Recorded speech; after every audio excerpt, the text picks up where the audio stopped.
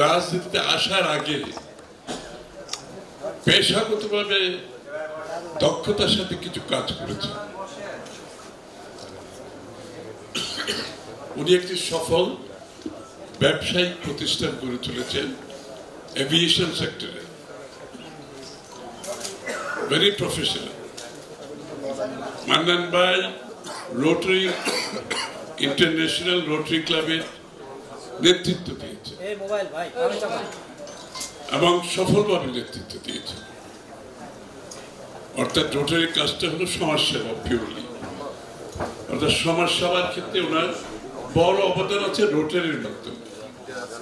এবং ওনার ব্যবসায়িক প্রতিষ্ঠান যেটা অত্যন্ত, এটা কোনো সরকারের বদান্যতার ব্যবসা না, নিজের কষ্টে নিজে গড়ে তুলেছেন একটি ভালো প্রতিষ্ঠান, যেটা ম্যানেজ যখন চালাচ্ছে আমি আনন্দিত, সে নিশ্চয়ই ভালোভাবে চালাচ্ছে।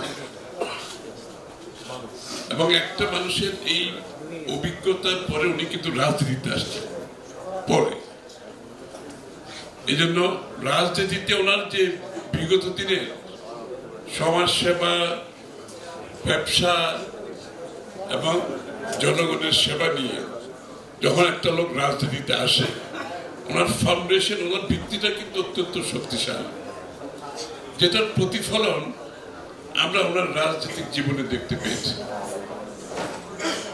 এবং রাজনীতিক জীবনে যখন একটা মানুষ মানুষের কাছে গিয়ে মানুষের হৃদয় স্পর্শ করে, তখনই একজন রাজনীতিবিদের সফল। এমপি মন্ত্রী হওয়া কিন্তু সফলতা না, আমি কিন্তু পরিষ্কারভাবে বলছি। বাংলাদেশে বহু লোক এমপি মন্ত্রী হয়েছে, আমি এটাকে কোনো সফলতা মনে করি না।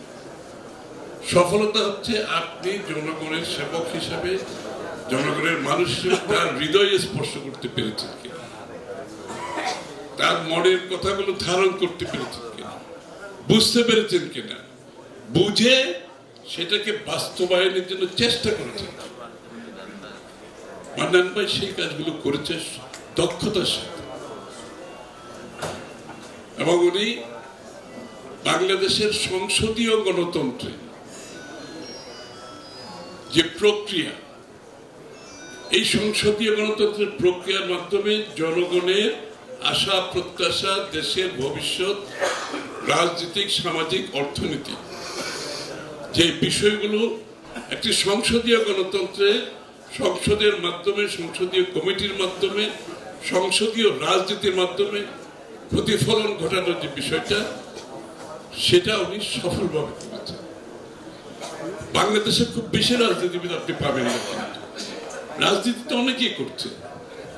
আপনি হাতে গোনা কয়জন লোক পাবেন যারা সংসদীয় গণতন্ত্রের যে স্পিরিট, যে ভাবনা, যে দর্শন, যে চিন্তা, সেটাকে আমরা ধারণাই করতে পারতেছি। আমরা রাজনীতি করছি, এমপি হচ্ছি, মন্ত্রী হচ্ছি, বক্তৃতা দিয়ে বেড়াচ্ছি, স্লোগান দিচ্ছি, কিন্তু আসলে সংসদীয় গণতন্ত্রের যে স্পিরিট, যেটা ওয়েস্টমিনিস্টার টাইপের যে সংসদীয় গণতন্ত্র, সকলের ঐক্যমতের মাধ্যমে দেশনেত্রী বেগম খালেদা জিয়া কর্তৃক প্রতিষ্ঠিত হয়েছে, যেটা নিয়ে আজকে অনেকে প্রশ্ন তুলছেন, আপনারা দেখতে পাচ্ছেন। অনেক ধরনের নতুন নতুন তথ্য, আইডিয়া নিয়ে অনেকে আসছেন, তারা নিজেদেরকে খুব বেশি বুদ্ধিমান ব্যক্তি মনে করছে। অর্থাৎ তাদের মধ্যে সংসদীয় গণতন্ত্রের স্পিরিটই বোঝার সুযোগ হয় না। তারা সংসদীয় গণতন্ত্রের উপর নতুন নতুন কমিটি করে তারা সংসদ এবং সরকারকে নিয়ন্ত্রণ করার চেষ্টা করছে। কিন্তু মান্নান ভাই যেটা ধারণ করেছে, আপনার সব চেক এন্ড ব্যালেন্স সংসদীয় গণতন্ত্রের মধ্যে সবকিছু আছে, নতুন করে আবিষ্কার করার কেউ দরকার নাই। যারা এখন আবিষ্কার করার চেষ্টা করছেন তারা সংসদীয় গণতন্ত্র বুঝেন না, সংসদীয় গণতন্ত্রের স্পিরিট জানেন না, সংসদীয় গণতন্ত্র কিভাবে কাজ করে সেটাও তারা বুঝে না। এই জন্য আপনারা দেখছেন না, এই যে ঐক্যমতের প্রত্যেকদিন একটা সভা চলছে, কত ধরনের আবিষ্কার আমরা দেখতে পাচ্ছি। কোনো আবিষ্কারের তো দরকার নেই, সংসদ হচ্ছে সবকিছুর মূলে। All road leads to the parliament. আপনার সব সমাধান সংসদে হতে হবে। সংসদ প্লেনারি সেশন হচ্ছে, সংসদের সংসদীয় কমিটিগুলো আছে এবং সব কমিটির মধ্যে চেক এন্ড ব্যালেন্স আছে। এই যে আমরা বলছি যে প্রধান নির্বাচন কমিশন গঠনের জন্য একটা কমিটি করা দরকার, কিংবা তত্ত্বাবধায়ক সরকারের জন্য কমিটি করা দরকার, অনেক কথা আলোচনা করছে। অনেক কনস্টিটিউশনাল পোস্টে আমরা কারা যাবে একটা কমিটি করে করতে হবে, কিন্তু তারা বুঝতে পারছে না এই সব কিছু নিহিত আছে সংসদীয় গণতন্ত্রের মধ্যে।